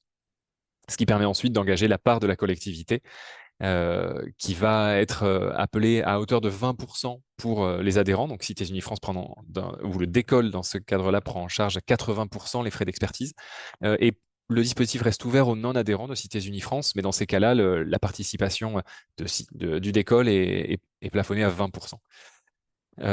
Et rapidement, vous voyez que jusque-là, les demandes principales des collectivités ont été autour de stratégies internationales, puisque sur les 45 appuis, les 3/4 étaient orientés vers des demandes autour de ces définitions ou remises à jour de stratégies, et 1/4 sur les projets. Et vous verrez sur le slide suivant, très rapidement pour un peu de concret, 2 exemples. L'exemple de la communauté d'agglomération de Cap-Nord Martinique, qui avait fait une demande en 2021 à l'élaboration de sa stratégie internationale, ce qui a débouché sur un accompagnement de 15 jours le long de, alors, je sais plus, de 4 ou 5 mois, il me semble, de 15 jours d'expertise pour justement écrire, et vous le voyez ici, la feuille de route de l'action internationale de cette communauté d'agglomération. Qui du coup avait été un coût de 15 000 € en tout pour cette mission de consultance, ce qui avait coûté 3 000 € à la collectivité. Et en deuxième exemple, c'est plus récent, le syndicat des eaux de la vallée de la Fensch, syndicat mixte, Fensch-Lorraine également, qui avaient travaillé ensemble là-dessus, ont été appuyés sur l'élaboration d'un projet. Donc dans leur partenariat avec une province vietnamienne, ils avaient différents projets, dont un qui était un peu problématique et qui nécessitait une redéfinition, une reprécision. Et donc, une consultante a accompagné sur 14 jours et demi la redéfinition de ce projet. Et, intéressant à noter, c'est un projet qui, depuis, a été déposé pour financement à une agence de l'eau et au financement octroyé. Donc, c'est vraiment un levier, un appui à l'ingénierie qui permet ensuite d'aller chercher justement des financements complémentaires en structurant ces demandes.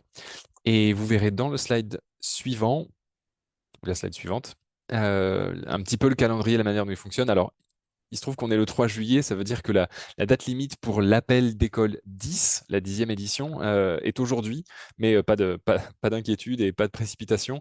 En fonctionnant sur ces principes de phase, on a une visibilité sur les 2 prochaines années. On sait qu'il devrait y avoir un décolle 11 qui serait lancé normalement sur la fin d'année. Et permettant justement, avec cet appel à soumission où les collectivités territoriales françaises définissent leurs besoins sur les 3 types précédemment cités, donc stratégie, projet ou climat, pourront candidater. Ensuite, après le processus de sélection, donc vous voyez que l'accompagnement sur le décolle 10 se fera entre septembre et mars, septembre 2024 et mars 2025, étendu sur 6 mois en fonction des besoins des collectivités. Et pour ce décolle 11 qui s'ouvrirait sur la fin d'année normalement, on serait sur un accompagnement, une phase d'accompagnement après tout ce qui est cadrage administratif, qui serait entre février 2025 et août 2025 certainement.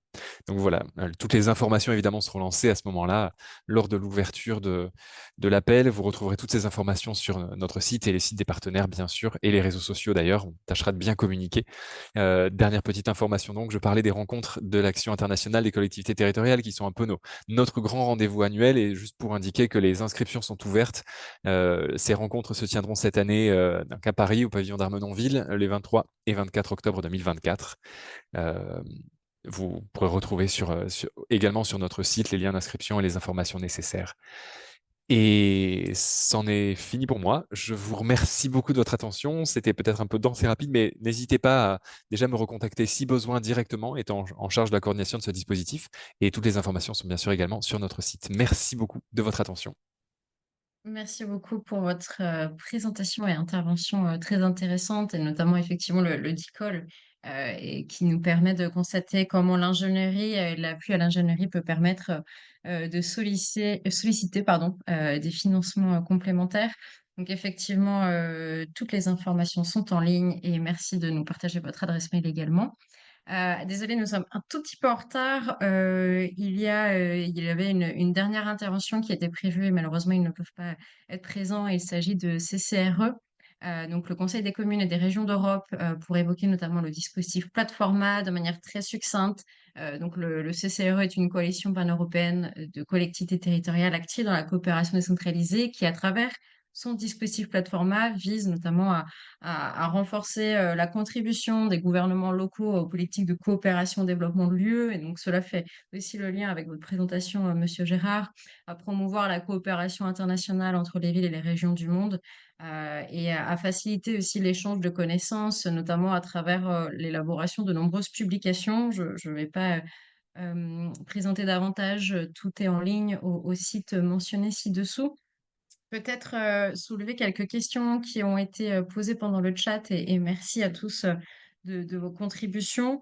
Désolée, je vais sans doute en agréger certaines. Certaines ont déjà été répondues par mes collègues. Merci beaucoup à eux. Peut-être une première question à votre égard, Monsieur Girard, au niveau de la DCT CIV. Est-ce que vous êtes... Ah oui, pardon.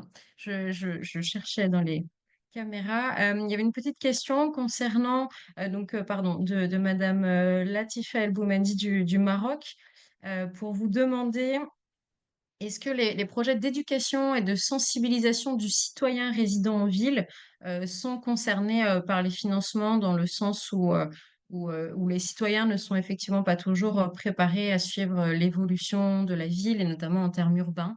Donc voilà, est-ce que dans les projets appuyés au niveau de la DCT cible, il y a des projets aussi d'éducation et de sensibilisation du citoyen? Première question. Oui, merci. Nous, on appelle ça EXI, l'éducation à la citoyenneté et la solidarité internationale. C'est pas le volet central des projets que nous cofinançons, mais c'est souvent, très souvent un aspect, et on encourage que ce volet existe dans les projets, mais c'est pas vraiment, ça doit pas être le cœur du projet. Mais oui, c'est toujours un volet intéressant. Inclus dans les projets. Merci beaucoup. Euh, Excusez-moi. Et donc, il y aura des webinaires organisés à l'automne. Donc, on pourra aussi justement reprendre les différentes questions auxquelles on ne répondrait pas aujourd'hui. Peut-être de nouveau au niveau de la DCT CIV et de Monsieur Gérard. euh, Peut-être une question sur est-ce qu'on peut, au vu des tendances, etc., est-ce qu'on peut imaginer que les bailleurs s'ouvrent à des dialogues plus réguliers avec les villes sur les coopérations décentralisées en vue justement de valoriser cet apport au développement? Enfin, quelle est vous votre, voilà, votre perception sur une ouverture des dialogues un peu plus accentuée entre les bailleurs et les villes? Oui, alors nous, notre instance de dialogue, c'est la CNCD que j'ai présentée. Alors le dialogue, il est fonction toujours des partenaires et on peut toujours faire mieux. On a des réunions normalement tous les 2 ans, tous les 2 fois par an, pardon, de cette instance. Elle produit ce qu'elle produit. On a parfois des dialogues fructueux sur certains aspects et puis on passe un petit peu à l'as sur d'autres. C'est toujours perfectible, mais ça dépend aussi du partenaire. Nous, on essaye, par exemple, la dernière session qui a eu lieu il y a 15 jours, on essaye de mettre en avant des expertises géographiques parce qu'il y a un certain nombre de terrains sur lesquels il y a beaucoup de coopération décentralisée et il y a des enjeux géopolitiques très chauds maintenant, hein. Je pense on a parlé de l'Ukraine, on a parlé des pays du Sahel et des territoires palestiniens. Euh, Ça, c'était les éléments que nous, on mettait en avant. Il faut aussi que les collectivités et leurs organisations mettent en avant leurs propres préoccupations et que ce ne soit pas un monologue. Donc on peut toujours faire mieux et faire plus profond. Je dirais peut-être il faut aller au-delà de quelque chose de formel et qui se tient 2 fois par an. Après, il se trouve on a des contacts très très réguliers, ça fait partie de nos tâches avec toutes sortes d'interlocuteurs, avec des élus, les grandes régions, les métropoles, etc. La semaine prochaine, nous avons un grand exercice de discussion avec Cité Unie-France. Donc, en tout cas, on fait ce qu'on peut pour que, en temps réel, on puisse avoir le maximum d'interactions positives. On peut toujours mieux faire, bien sûr. Merci beaucoup. Est-ce que Monsieur Gérard, vous voulez, je sais pas, compléter ou apporter l'approche côté des GINPA sur comment on peut imaginer que les bailleurs voilà, s'ouvrent à des dialogues plus réguliers avec les villes sur les COP-desk pour mieux valoriser pardon, cet apport au développement? Waouh, vaste question. Je pense qu'on est un peu voilà, dans la réalité actuelle, on a malheureusement, je dirais, des ressources internes assez limitées, pour être honnête, pour faire ce genre de travail. On est une petite équipe ici dans la DGINPA. On a, comme j'ai souligné dans la présentation, ce partenariat stratégique avec 5 plateformes, je dirais, régionales et internationales qui représentent les autorités locales et qui sont vraiment, je dirais, nos premiers partenaires, nos premiers interlocuteurs pour parler de ce genre de questions. Donc, ça inclut CGLU, CGL Afrique, l'IMF, Platforma et CLGF pour le Commonwealth. À côté de ça, on a aussi des échanges directs avec certaines villes dans le cadre du programme que j'ai expliqué avec les 57 partenariats, puisque ça nous permet évidemment d'avoir un dialogue avec ces différentes villes partenaires. Et on a organisé plusieurs rencontres dans le cadre de ce programme à Bruxelles, à Barcelone. On va encore en organiser une en 2025. On n'a pas encore décidé de l'endroit, mais et donc l'idée, maintenant que la plupart de ces partenariats vont se terminer, c'est de voir dans quelle mesure on peut continuer, je dirais, peut-être une collaboration un peu plus stratégique et un peu plus axée sur le plaidoyer avec certaines villes européennes et des pays du Sud pour alimenter, je dirais, ce travail de lobbying, de plaidoyer politique qu'on va faire ensemble avec d'autres acteurs, avec le comité des régions, par exemple, et peut-être aussi avec certains États membres qui seraient intéressés de se joindre à cette initiative et pour vraiment essayer d'influer sur la prochaine programmation. Voilà. Merci beaucoup. Carlos, je crois que de ton côté, tu as vu aussi peut-être des questions dont je n'ai pas vues. Je te Oui, laisse la non. parole. Très rapidement, juste parce qu'on a beaucoup de questions, donc continuez de les poser. De toute façon, on y répondra à l'issue aussi du webinaire où on vous fera des communications spécifiques. Non, juste pour indiquer que la coopération décentralisée ou la coopération ville à ville a beau être ancienne, c'est quelque chose que souvent les bailleurs découvrent aujourd'hui sur la base de la qualité de ce que cela produit et que effectivement les niveaux de financement sont pas à la hauteur de ce que, par exemple, l'expérience en France a pu créer, parce que l'AFD, le ministère des Affaires étrangères ont historiquement été des leaders sur la question. Alors, juste pour indiquer aux villes africaines notamment et aux associations de villes qui sont présentes, là, qui nous posent beaucoup de questions, un point important, c'est que aujourd'hui, il y a de plus en plus d'acteurs, notamment des agences des Nations Unies, comme le PNUD, on en parlait tout à l'heure, mais aussi l'OIT, l'Organisation internationale du travail, qui ont des dispositifs de soutien à la coopération sud-sud ou sud-sud-nord au niveau des collectivités, notamment sur des questions de formation des personnels techniques. Et c'est ce type d'information aussi que vous retrouvez sur le site de Platforma, qui, comme le disait Nicolas, est financé pour apporter cette expertise et créer ce lien entre les villes européennes et les villes des pays tiers partout dans le monde, sur tous les continents. Donc ça, c'est des éléments importants. Vous retrouverez dans la présentation les liens vers les différents partenaires. Hein. L'expérience de Cités Unies France est aussi un exemple important en France avec un historique très, très, très long de ce qui a pu être fait dans les différentes thématiques, dans les mécanismes de coopération. Juste pour indiquer que, pour répondre aux questions, les associations peuvent être associées aux coopérations décentralisées. Le cœur de la coopération décentralisée, ce sont des partenariats ville à ville, mais que les associations des territoires peuvent aussi se greffer à ce type de dispositif pour déployer des activités qui sont soit complémentaires ou qui aident à soutenir l'action de coopération entre les administrations et les élus des villes. Donc, c'est un dialogue avec la ville, avec les élus qui sont en charge des relations internationales dans ces collectivités qu'il faut lancer pour pouvoir avoir accès à ce type de financement, de soutien. Et un point important, c'est aussi que dans vos propres pays, vous poussiez le ministère du développement urbain, du logement, des travaux publics, de la construction, enfin bon, de manière générale, tout ce qui a trait à la tutelle des collectivités, sur le lancement de fonds de coopération. On a des exemples, Monsieur Girard en parlait avec le Maroc par exemple, qui a un fonds qui est commun France-Maroc.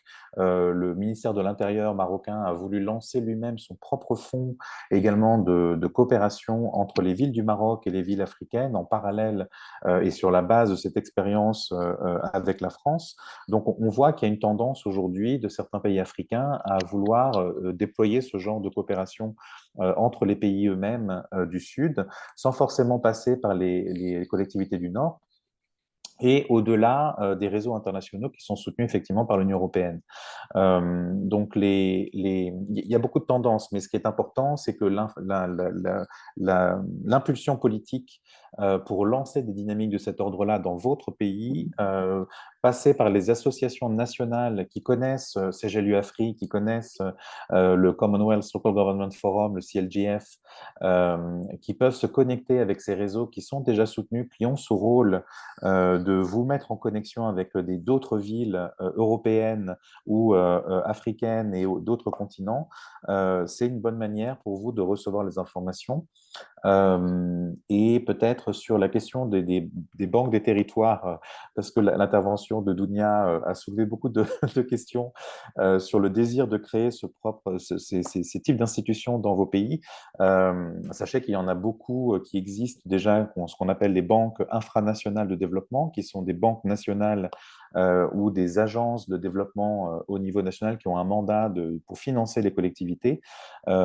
Si il n'en existe pas dans votre pays ou si son mandat est restreint, c'est une dynamique politique. On pourra en reparler dans les prochains webinaires, justement sur le type de soutien pour renouveler le narratif de la coopération décentralisée sur lequel on pourrait travailler, puisque les collectivités, par exemple françaises, mais il y en a d'autres au niveau européen, qui ont créé leur propre banque de territoire avec une gouvernance qui appartient aux collectivités qui ont créé ces dynamiques. Il y a tout un dispositif réglementaire et légal qui est très lourd, très long en général, mais qu'il est important de lancer en amont du résultat et dont les villes et les associations nationales de villes et de régions, notamment africaines, pourraient bénéficier. Donc, c'est aussi des démarches de renouvellement du type de coopération sur lesquelles on peut réfléchir et on y reviendra dans les prochains webinaires. Voilà, et puis dire que pour les rencontres formelles et présentielles, pas formelles, mais enfin, si formelles d'une certaine façon, mais en tout cas présentielles, effectivement, les rencontres de l'Action internationale de Cités Unies France sont aussi un exemple de moments forts à Paris en octobre où vous pourrez rencontrer des partenaires qui seront présents, des sessions hyper intéressantes et à chaque fois pertinentes sur plusieurs échanges, outils, formules thématiques. Voilà, donc je vous encourage vraiment pour les francophones à vous inscrire et à pousser vos élus à venir à Paris pour échanger avec leurs pairs. Voilà, merci beaucoup. Merci beaucoup, Carlos, d'avoir agrégé certaines questions et apporté des éléments de réponse. Toutes nos excuses, on ne va pas pouvoir répondre à toutes les autres. On y répondra ultérieurement. On a déjà dépassé le temps prévu. Encore une fois, merci beaucoup à vous, chers participantes, participants, et à tous les intervenants pour toutes les interventions très riches et intéressantes. Une dernière slide, promis, c'est la dernière. Juste pour vous informer que vous pouvez retrouver ce replay sur le site donc Local Finance Hub, et on va vous partager le lien. Sur ce site, vous retrouverez également des interviews d'acteurs que nous avons menées sur notamment les enjeux du financement de la ville durable. Donc ici, vous pouvez voir les différents acteurs qui ont été interviewés. Encore une fois, merci beaucoup à tous. Toutes nos excuses de ne pas pouvoir répondre à toutes les questions, et on sera ravis de vous retrouver à l'automne pour les prochains webinaires. Merci, chers intervenants, merci, chers participants, et je vous souhaite une excellente journée. Merci beaucoup.